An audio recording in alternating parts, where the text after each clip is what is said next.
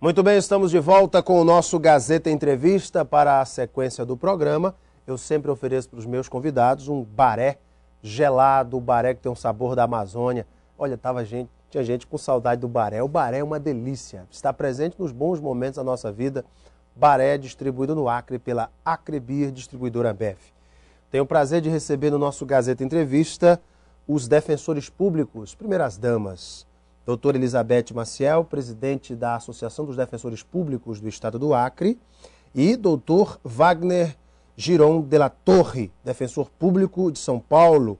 Ele que é um dos criadores da Defensoria Pública do Estado de São Paulo.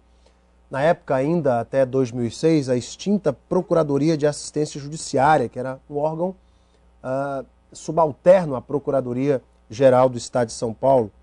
E atua na defesa jurídica dos pobres desde 1990, quando ingressou por concurso público na PAJ de São Paulo, é especialista em Direito Processual Civil pela Universidade de Taubaté, Unital. Integrou o grupo de trabalho que desenvolveu esse anteprojeto, como já me referi, da criação da Defensoria Pública de São Paulo. E em 2006 foi eleito conselheiro junto ao Conselho Superior da Defensoria Pública de São Paulo. Começando aqui pelas damas, doutora Elizabeth, muito boa noite, tudo bem? Boa noite, Alan. Prazer recebê-la no Gazeta Entrevista. Igualmente. Doutor Wagner, tudo bem? Tudo jóia. Satisfação. Que Satisfação bom tê-lo aqui é minha. no Gazeta Entrevista. Primeira vez ao Acre? É a primeira vez. Muito bem. Doutor Wagner veio ao Estado a convite da Defensoria Pública, da Associação dos Defensores Públicos do Acre, para participar aí de um grande evento. A primeira jornada de atualização da Defensoria Pública, no Teatrão, amanhã, às 8 horas. Também acontecerá a primeira audiência pública coletiva, onde o Dr. Wagner vai ministrar a palestra de abertura com o tema Ações Coletivas em Prol da População Carente. Interessante isso daqui, até um dos temas da nossa conversa de hoje. Doutora Beth, é a Defensoria Pública realizando eventos, congregando a categoria e dialogando com a sociedade, é isso mesmo? Exatamente. Nós estamos passando por um movimento dentro da Defensoria Pública de saída dos gabinetes e ao encontro da população. É a aproximação do defensor público à população carente, né, que é o nosso público, e nos aproximando, se integrando com a população. Esse é o nosso... Ouvindo suas demandas. Ouvindo as suas demandas e tentando solucionar seus problemas. Era né? o que o ministro Ilmar Galvão, doutor Wagner, chamava de a verdadeira reforma do judiciário, a aproximação dos órgãos jurisdicionais, das demandas da sociedade, ouvindo. O ministro já esteve aqui conosco conversando sobre isso. Alan, são os desembargadores, os juízes, os promotores, os defensores, saindo dos seus gabinetes, buscando ouvir a comunidade. O senhor tem um trabalho desde a década de 90, junto à população mais carente. A Defensoria Pública hoje em São Paulo, podemos dizer que hoje é um parâmetro de comparação para as demais no Brasil, doutor Wagner? Não digo parâmetro, porque também, como aqui, nós enfrentamos problemas de falta de quadros necessários para atender a demanda em todo o estado. Lá são 42 milhões de pessoas, né?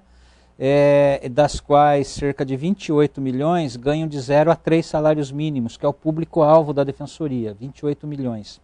E a 30 São quantos milhões. defensores? Só hoje 500 defensores. 500 defensores? 500. Parece muito para o Acre. 28 milhões. 28 a 30 milhões. Mas são poucos defensores. São muito poucos, por isso que eu falo Quase que ainda nada. Eu não posso garantir que é um parâmetro, porque nós também precisamos convencer os formuladores, os tomadores de decisões políticas no Brasil e no estado de São Paulo a necessidade de investir na expansão desse quadro para não haver mais uma nova frustração dessa expectativa legítima da comunidade, principalmente os pobres, de terem acesso à justiça.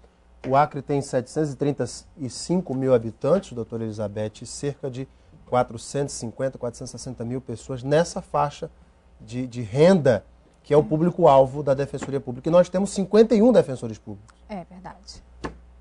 Estamos melhor do que São Paulo, né? Pelo menos em quadros, né? Comparativamente, estamos praticamente na mesma situação, né? Mas é um número interessante esse número. Eu pensava que a Defensoria Pública de São Paulo tinha mais de 5 mil defensores. Não, ela foi criada com 18 anos de atraso, depois de muita pressão popular, com 400 cargos.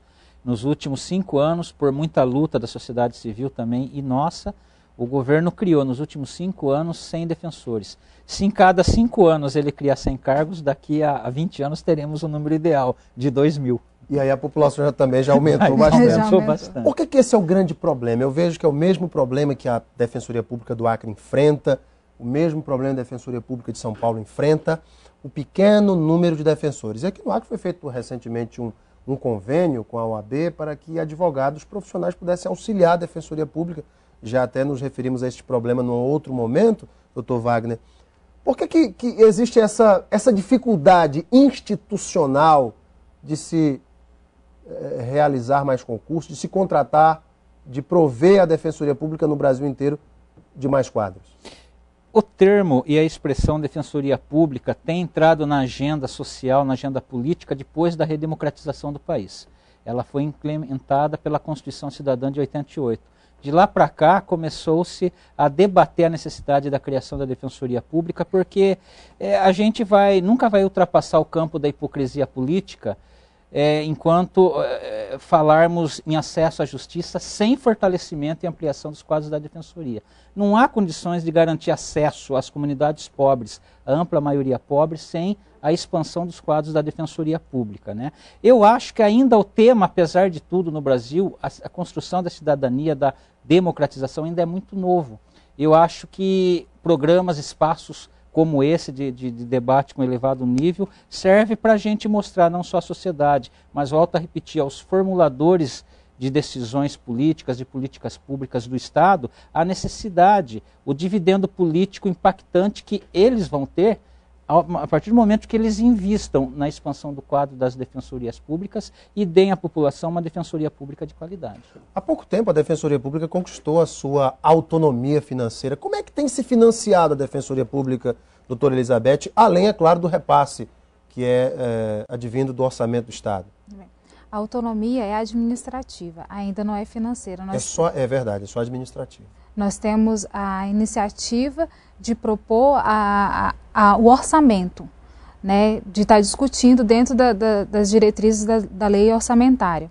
Mas o financiamento da Defensoria Pública é pelo repasse do orçamento do Estado. Do orçamento do Estado. Que vem direto do repasse anual. Qual o valor desse repasse, doutora Elizabeth? A senhora tem de cabeça, né?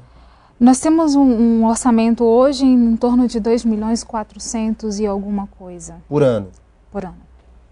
É um valor pequeno comparado aos outros órgãos. A carência do Estado, doutora Beth, a gente comentou no programa anterior, seriam necessários quantos defensores para conseguir atender com dignidade a população do Estado? O Ministério da Justiça tem uma recomendação, um defensor para cada 10.000 habitantes. Aqui nós temos 750.000 habitantes, em torno de 735.000 habitantes, seria em torno de 70 defensores, considerando que 90% é potencial usuário da Defensoria Pública. E também o Ministério da Justiça faz essas considerações porque defensor público não só faz audiência, mas atende. Existem situações de colidência que um defensor público não pode atender a vítima de violência doméstica e o agressor. Então, para um determinado núcleo de atendimento da Defensoria Pública, existem vários núcleos com o mesmo problema, e tem a necessidade de mais de um defensor. Né? Então, assim, a demanda é muito grande. Não seria apenas atender esse número que preconiza o Ministério da Justiça, um defensor para cada 10.000 habitantes, mas um número até maior, justamente para trabalhar nesses núcleus. Exatamente. Para atender com qualidade. Com qualidade, que é isso o que nós, defensores públicos, nos propomos. Né? Os noticiários que a gente verifica sobre Defensoria Pública, e até a população faz as reclamações, é da falta de estrutura, mas não é esse o papel que nós queremos estar divulgando. Nós gostaríamos de estar divulgando ações propositivas em prol da população, ações que vão melhorar a qualidade de vida da população. E, no entanto, nós somos notícias quando há uma falta de estrutura em determinados locais ou comarcas que são noticiadas. Né? Infelizmente, essa é uma realidade que a Defensoria Pública, através de seus defensores, tem tentado ultrapassar. A Defensoria Pública tem a sua sede ali no Bosque, na rua... Custódio Freire. onde é até difícil para estacionar, né, doutora Beth? Às vezes eu passo por ali, é complicado ali. Muito difícil. Até para estacionar ali é difícil. A Defensoria Pública de São Paulo tem uma estrutura hoje que atende bem a população? Apesar do número muito pequeno de defensores, a estrutura material da Defensoria de São Paulo, até em contraste com a realidade de outros estados, ela é excelente. Eu vejo como excelente. Porque nós temos em São Paulo o Fundo de Assistência Judiciária, que é custeado por 2% de todos os atos extrajudiciais, ou seja... É uma forma de o próprio... A sociedade financiar o serviço. Aqui no Acre ainda não tem, né, doutora Beth? Não esse tem. fundo. Não tem. Mas pode ser criado. Pode ser criado. A sociedade é um dos nossos anseios. Chegou a ser negociado como um dos dispositivos da nossa lei que foi alterada em 2010, né, e que a gente espera voltar aos debates com a Assembleia Legislativa, o governo do Estado do Acre. Ou seja, um pequeno percentual do valor das custas processuais? No caso de São Paulo, extrajudiciais. Quando alguém compra uma casa, quando faz a escritura, 2% do custo da escritura vai para o Fundo de Assistência Judiciária. Ou seja, é uma maneira de financiar a Defensoria Pública e lhe dar autonomia financeira, aquilo que ainda não tem, né, doutora Beth? Exatamente. Doutor Wagner, o nosso tempo está estourando, eu preciso tocar num tema aqui muito importante, que é a legitimidade da Defensoria Pública de ingressar com ações coletivas. É até o tema da sua palestra. O Ministério Público questiona isso, seria uma superposição de competências. É verdade? Ou cada órgão pode realmente imprimir e entrar com esse tipo de medida? De fato, a Associação Nacional dos Membros do Ministério Público, chamada CONAMP, entrou com uma ADIM, até agora não julgada pelo Supremo, questionando isso. Nós vemos isso como uma ação meramente corporativa, na medida que, por exemplo, a luta pela preservação dos recursos naturais, pela preservação, garantir sobrevivência para gerações futuras, a defesa ambiental, a vitalização do planeta Terra, é uma batalha, por exemplo, de todos. Pessoas físicas, instituições públicas ou privadas. Nenhum órgão público pode se arrogar no direito de ser o dono daquela demanda em termos de direito difuso, do meio ambiente, por exemplo.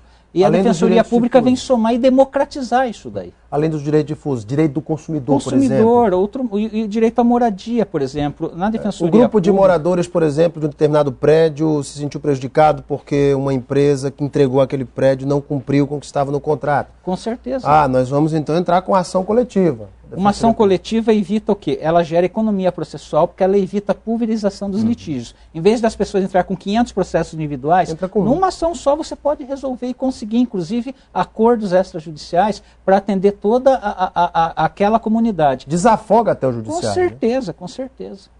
É uma das medidas defendidas pela Defensoria Pública em todo o Brasil. O que a Defensoria Pública de São Paulo, doutor Wagner, já para a gente finalizar, pode apresentar como algumas... A gente já falou desse fundo, que é importante, fundo extrajudicial, que é 2%? Cerca de 2%, 1,5% a 2% das custas extrajudiciais do Estado.